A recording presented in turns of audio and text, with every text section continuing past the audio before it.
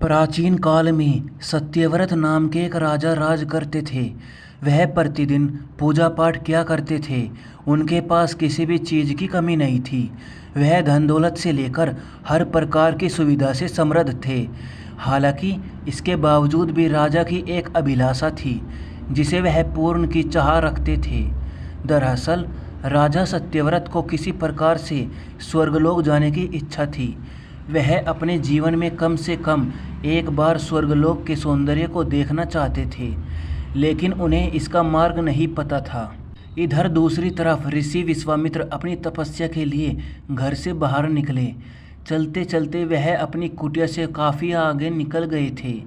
काफ़ी समय बीत गया लेकिन वह नहीं लौटे। इसका कारण उनका परिवार भूख और प्यास से तड़प रहा था। राजा सत्यव्रत को जब यह पता चला तो उन्होंने ऋषि विश्वामित्र के परिवार के पालन पोषण की जिम्मेदारी ले ली। कुछ समय बाद जब मुनिवर लौटे तो वे अपने परिवार को कुशल देख काफ़ी प्रसन्न हुए। उन्होंने पूछा कि उनकी अनुपस्थिति में किसने उनकी देखभाल की। इस पर ऋषि के परिवार वालों ने बताया कि राजा ने उनके पालन पोषण की जिम्मेदारी उठाई थी। यह सुनकर ऋषि विश्वामित्र तुरंत राजमहल पहुँचे और राजा से मुलाकात की। वहां पहुंचकर उन्होंने सबसे पहले महाराज को धन्यवाद कहा। इस पर राजा ने ऋषि अपनी इच्छा पूर्ण होने का आशीर्वाद मांगा। राजा की बात सुनकर ऋषि विश्वामित्र ने कहा, बोलिए महाराज, आपको क्या वरदान चाहिए।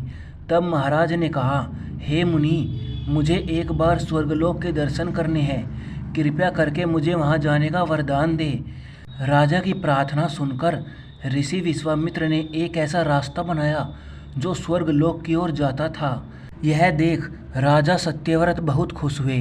वह तुरंत उस रास्ते पर चल पड़े और स्वर्गलोक पहुंच गए। यहाँ पहुंचते ही इंद्रदेव ने उन्हें नीचे धक्का दे दिया, जिसके कारण वो सीधे धरती पर जा गिरे।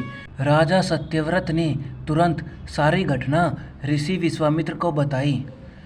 राजा की बात सुनकर ऋषि विश्वामित्र गुस्से से आग बबूला हो उठे। उन्होंने तुरंत सभी देवताओं से इस बारे में बात की और इस समस्या का हल निकाला, जिसके बाद राजा के लिए एक नया स्वर्गलोक बनाया गया। नए स्वर्गलोक को पृथ्वी और देवताओं के स्वर्गलोक के बीचों बीच स्थापित किया गया था ताकि किसी को परेशानी ना हो। नए स्वर्गलोक से राजा सत्यव्रत तो बहुत खुश हुए, लेकिन विश्वामित्र को एक चिंता लगातार सता रही थी। उन्हें डर था कि नया स्वर्गलोक कहीं जोरदार हवा के कारण गिर ना पड़े।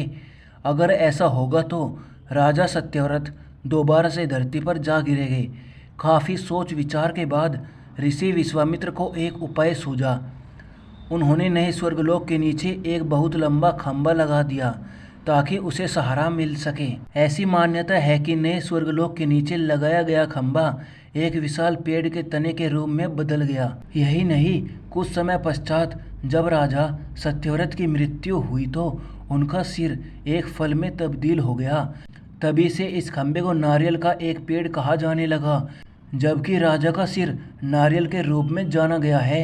यही कारण है कि नारियल का पेड़ इतना लंबा होता है। कहानी से सीख। इस कहानी से हमें यह सीख मिलती है कि अगर सच्चे मन से किसी की मदद करें तो हमारी हर ख्वाहिश पूरी हो सकती है।